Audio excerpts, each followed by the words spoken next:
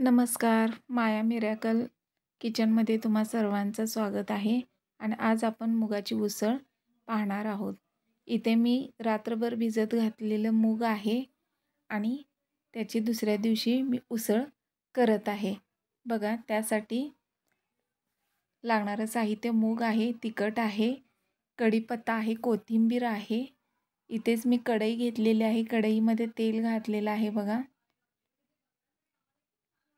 तेल गरम होत आहे.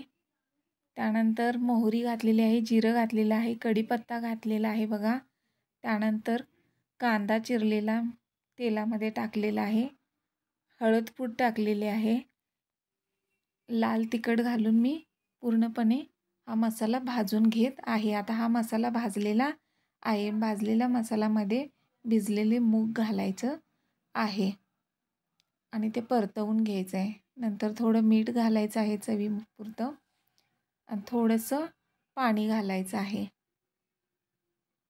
आणि आता झाकण लावायचं आहे.